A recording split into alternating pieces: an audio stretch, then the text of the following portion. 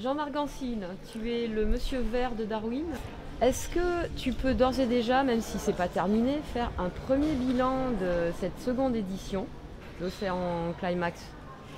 Oui, enfin, c'est peut-être un peu prématuré parce que on n'a pas accès à tous les chiffres et puis il y a pas mal de choses qu'il va falloir qu'on comptabilise et qu'on évalue. Il n'y a pas que les chiffres évidemment qui comptent là-dedans, c'est aussi plus qualitatif, entendre tous ceux qui ont participé en tant que bénévoles, en tant que fournisseurs, prestataires et bien sûr les festivaliers. Donc tout ça, ça va prendre un petit peu de temps, c'est un agrégat de tout ça qu'il va falloir qu'on jauge pour évaluer vraiment si on a fait une belle édition. Mais l'intuition qu'on a, c'est évidemment que c'est un grand succès. On le disait ensemble tout à l'heure, des good vibes, quoi. Les gens super heureux, beaucoup de bienveillance, de l'apaisement, de la joie, des sourires, aucun souci de sécurité. C'était quand même une inquiétude hein, par les temps qui courent. Ouais, très satisfait aussi de l'affluence, très satisfait de la qualité de la programmation, y compris de la programmation intellectuelle. Le village des ONG a été très fréquenté, les conférences ont été quasiment toutes pleines à craquer. Bien sûr, celles avec Edgar Morin et Nicolas Hulot ont été des summums. Mais au-delà de celle-ci, même les petites conférences, des side speech comme on dit dans notre jargon, là, et les petites conférences de côté, elles ont été assez fréquentées et ça a permis de brasser tout un tas d'idées. Donc oui, on est extrêmement satisfait, on a appris beaucoup de la précédente édition, je crois qu'on n'a pas reproduit nos erreurs. Bien sûr, il reste plein de choses à améliorer, mais sans trop me hasarder à donner des seuils ou des plafonds, on doit à peu près avoir doublé à peu près sur tous les niveaux. L'affluence et on va dire la qualité et le ressenti en positif. Oui, alors moi je voudrais juste personnellement dire qu'on avait vécu effectivement un très grand moment avec Edgar Morin. Vous avez réussi, je tiens à le dire, à favoriser quelque chose d'unique dans une vie, faire venir ce grand monsieur devant un auditoire très très éclectique. Il y avait des enfants, il y avait des jeunes, il y avait des personnes, il y avait de tout. Et vous avez vraiment réussi à faire quelque chose de fabuleux.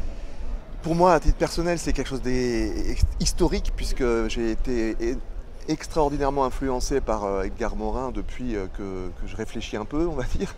Et le fait de l'avoir ici, à nos côtés, dans ce lieu, sur ses causes, à ce moment de sa vie, à ce moment de la nôtre, c'était aussi quelque chose d'extrêmement fort, très émouvant, très profond. Il y avait une forme de communion hein, qui s'est instaurée entre tous les parties prenantes de ce moment. On sentait qu'il y avait un espoir partagé. Et ça donne la niaque, quoi. Donc c'était fabuleux. Un moment qu'on n'a qu'une fois dans sa vie. Et c'était hier. Alors justement, il a dit quelque chose de très intéressant par rapport à quelque chose qu'on pourrait reprocher à ce festival d'être peut-être trop connoté musique. Et lui a bien dit que pour faire passer un message, il fallait que ça se fasse de manière festive, agréable. Et vous êtes complètement dedans. Alors justement, hein, je l'ai dit en propos introductif quand je l'ai présenté, on a toujours eu cette intuition qu'il fallait tout mélanger. Darwin, c'est un très grand mélange entrepreneurial, associatif, public, privé, citoyen, entrepreneur. On applique la même recette au festival, c'est-à-dire que ce n'est pas simplement de la musique, c'est aussi de l'art, c'est aussi du sport, c'est aussi des propositions créatives de plein d'ordres différents et bien sûr ces conférences qui sont accessibles à tous mais qui ont quand même un fond important. Voilà. C'est tout ça qu'on a voulu mélanger et on s'en est ouvert à Edgar Morin en lui disant est-ce que vous pensez finalement que c'est une bonne idée? Nous c'est une intuition, on a la conviction que c'est un chemin pour ne pas être dans l'entre-soi et drainer à nos idées des gens qui en sont un peu plus loin. Et il nous a dit, bah évidemment, la fête crée la communion crée la pensée, et la pensée crée la conviction. Voilà, et c'est exactement ce qu'on cherche à faire. Alors bien sûr, certains seront venus que pour les concerts, ils seront éclatés, c'est déjà chouette. Puis d'autres auront capté sur ce chemin tout un tas de messages, et peut-être que ça les aura fait progresser en conscience. Et ça, moi, j'estime que via les retours que j'ai déjà pu avoir, c'est gagné auprès de pas mal de monde. Est-ce que je pourrais te demander si vous avez déjà une idée du troisième parrain l'année prochaine et est-ce que vous n'avez pas idée de demander à une femme? Si, bien sûr. C'est un reproche qui est souvent fait et malheureusement, on est aussi contraint par la disponibilité des intervenants, par l'historique de ces ONG qui sont aussi souvent pilotées par des hommes.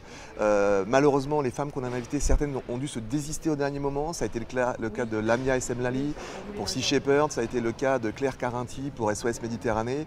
On n'a pas eu de bol. Voilà. Donc c'est vrai qu'il y a eu une coloration, comme c'est généralement le cas, assez testostéronée hein, sur scène. Bon, pour l'année prochaine, on a effectivement l'idée d'une marraine. Bon, je ne le révèle pas forcément, mais une grande dame, on a mis la barre assez haut. Hein. Vandana Shiva? Ouais, par exemple, voilà, ouais. bravo.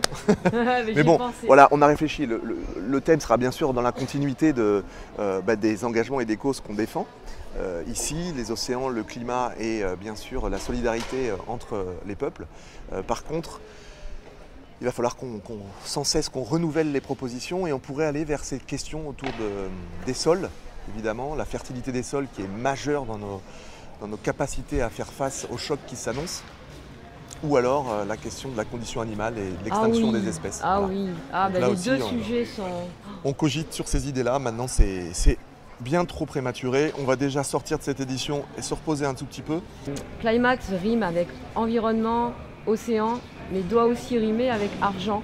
Quand on crée une opération comme la nôtre, Climax, évidemment, pour bien accueillir les personnes, pour avoir des groupes de stature internationale ou en tout cas des groupes qui drainent en complément des groupes locaux du public, lorsqu'on fait venir des artistes, des street artistes, des plasticiens, lorsqu'on déplace des intervenants de bonne qualité, de haute qualité, lorsqu'on accueille tous ces bénévoles et qu'il faut aussi, avec les techniciens, les faire manger, tout ça, ça a un coût, c'est une énergie, c'est du temps colossal, donc évidemment il faut le financer. Ce qu'on voit rarement, c'est que derrière ce grand iceberg, il y a une organisation qui est extrêmement énergivore et coûteuse.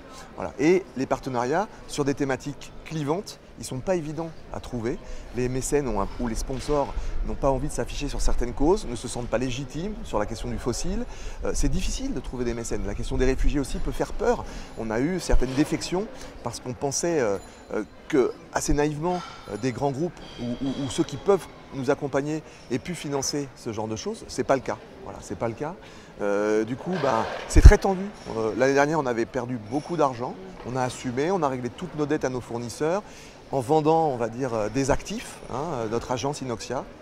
C'était le cas l'année dernière. Bon, c'est comme ça qu'on a honoré tous nos engagements. Cette année, j'espère qu'on sera à l'équilibre, mais il faut sortir du fantasme selon lequel on va se gaver. On en a plein les fouilles, comme on dit, assez vulgairement. C'est faux. On essaye de faire une opération viable. C'est déjà énorme si on y parvient. Ok, merci Jean-Marc. Merci à vous. Super.